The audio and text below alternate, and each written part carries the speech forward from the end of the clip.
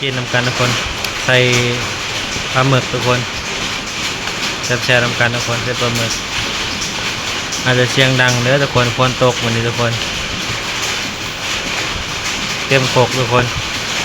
แชร์นำกันเด้อทุกคนแซ่บใส่ปลาหมึกทุกคนแชร์นำกันเด้อคนจีนทุกคนใส่ปลาหมึกใส่ปลาเนี่ยทุกคนนี่เด้อทุกคนเติมปลาก่อนนัวทุกคนแชร์ทำกันทุกคนเตรียมโขกทุกคนโขกน้อยพอทุกคนโขกกันน้อยพอเนาะแชร์ทำกันทุกคนทำขนมจีนใส่ปลาหมึกทุกคนแชร์เบิ่งกันต่อไปกันเลยกินข้าวทำกันทุกคนทำขนมจีนทุกคนกุ้งปลาหมึกแชร์ทำกันมีกุ้งเลยทุกคนแชร์ทำกันคนกุ้งกับปลาหมึกทุกคนไปซื้อตลาดเมื่อวานทุกคนปลาหมึกนี่แชร์กันทุกคนกุ้งกับปลาหมึกแซ่บคนตำรวมทุกคนเนาะมื้อนี้ตำรวมแชร์กันอูปลาทุกคนหรือว่ามุกปลาทุกคนแซ่บทุกคนมุกปลาอาหารบ้านเฮาทุกคน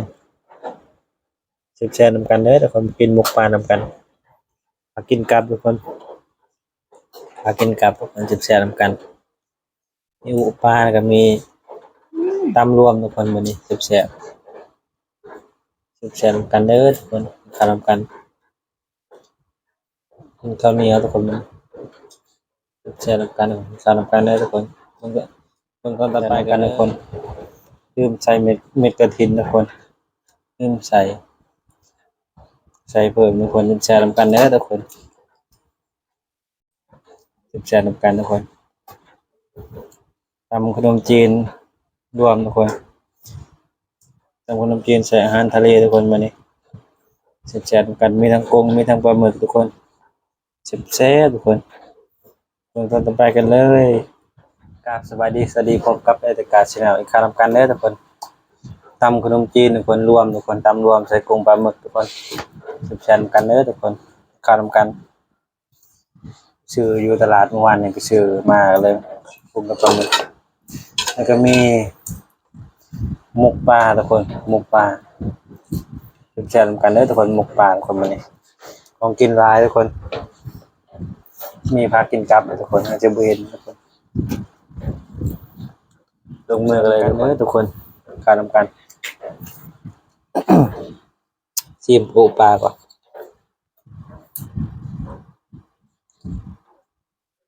ทำไงทำกันทุกคนจะแซ่บปูปลาทุกคนจะแซ่บกันเอาได้จะมีโต๊ะทุกคนเนาะ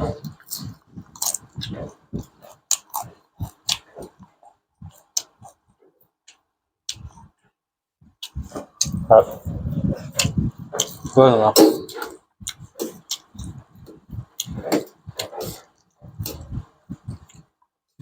มีกุ้งกับปลาหมึกทุกคนมานี่แชร์ๆกันกุ้งปลาหมึกลดให้เขาเทก่อนจังนัวทุกคนเนาะจังนัวมีข้าวเหนียวดำทุกคนข้าวเหนียวดำทุกคนทำยังไงนำกันแชร์นำกันทุกคน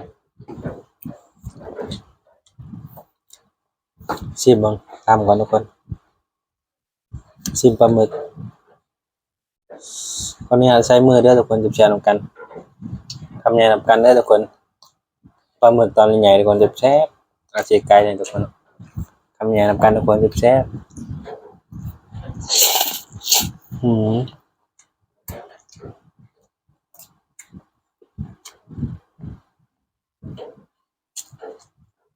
ครับได้ทุกคน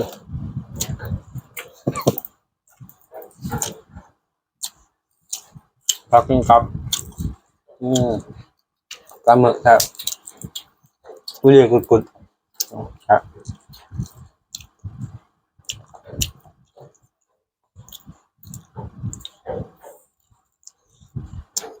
คำแนะนำกันทุกคน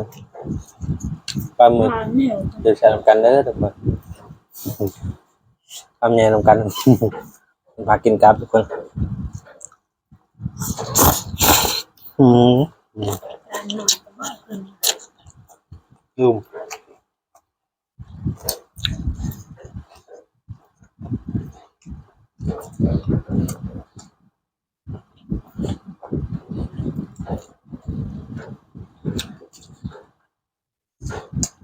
มือเลยมากินข้าวเชิงหองคนคนตกข้างนอกคนตกตกกินข้าวเปียกข้างนอก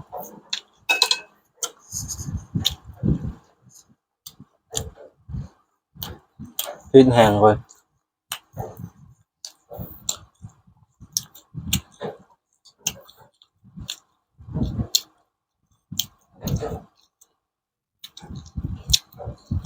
ช่วยแชร์เหมือนกัน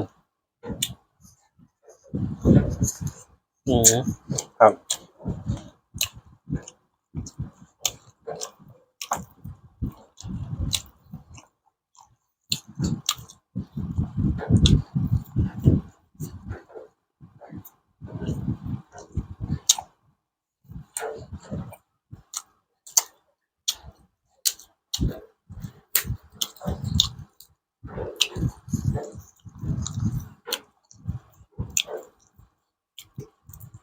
สิบตอนกรุงอ่ะ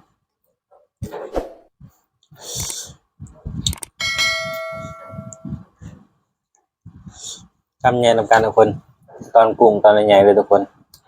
ช่วยแชร์เหมือนกันเด้อทุกคนแชร์หลายทำแย่ทำการทุกคนแซ่บๆอะไรเบิ่งกับว่ากดไลค์กดแชร์กดซับสไครป์เป็นกำลังใจในคลิปต่อไปนะทุกคนช่วยแชร์เหมือนกันตอนเย็นของแซ่บๆอืม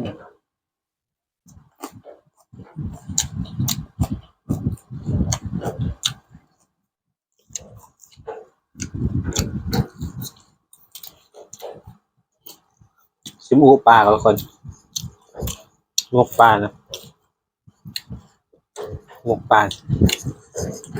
กปลาแซ่บๆกันเลยทุกคนทำยังกันอืมแซ่บหลาย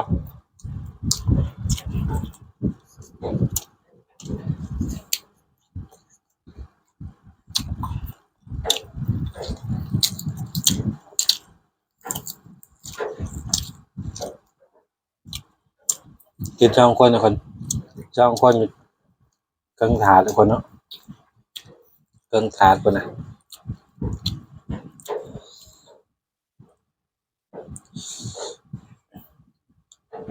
ทำยังกันเด้อทุกคนแซ่บๆกันทุกคนผักมีกับผักกินกับตอนกุ้งทุกคนกุ้งคำใหญ่เลยทุกคนแซ่บๆกันอืม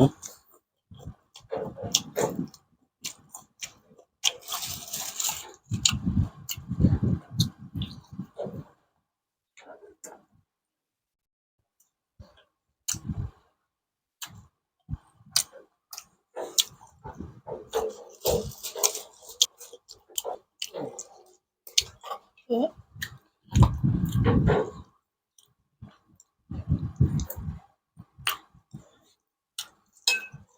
ชิ้นแห้งรู้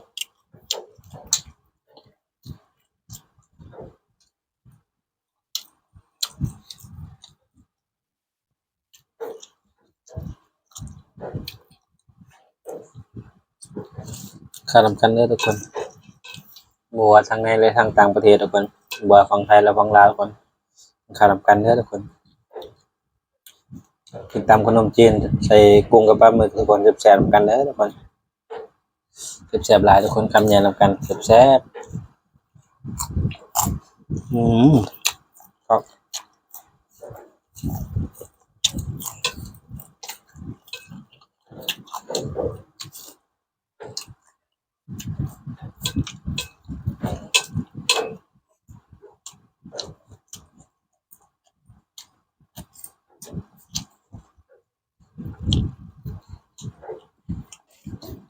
อุปลาทุกคน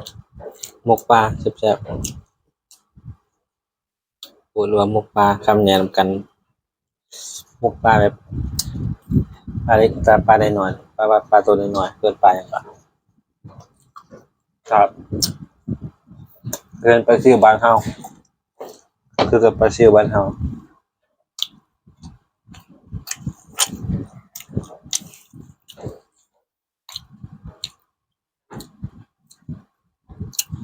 กุ้งก็ตอนใหญ่ๆทุกคนตอนใหญ่ขนาดคำใหญ่นำกันเด้อทุกคน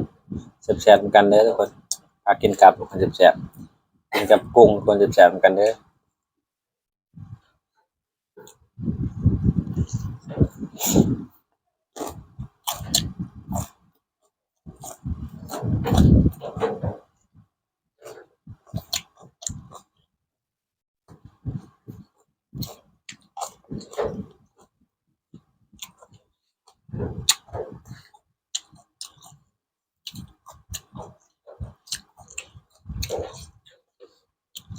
ชิ้นแห้งมันก็ตำครับ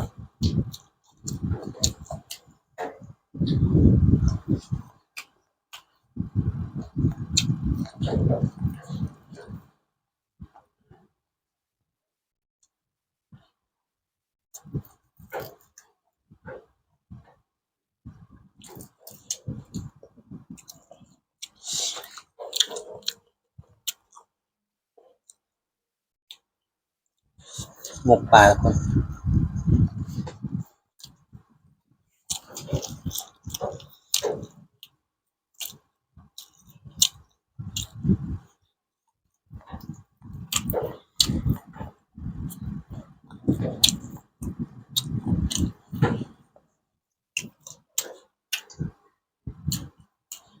แซ่บๆนำกันเด้อทุกคนข้าวๆนำกันแซ่บหลายทุกคนอิ่มเลยทุกคน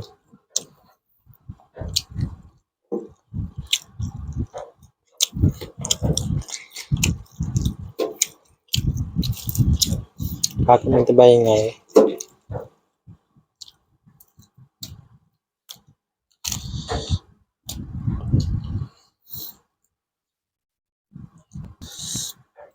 คำใหญ่นำกันทุกคนปลาหมึกตอนใหญ่ๆเลย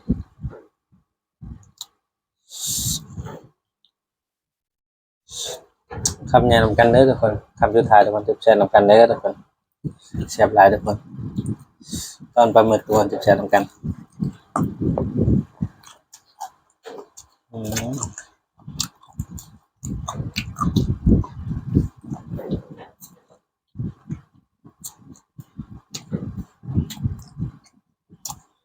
แซ่บหลาย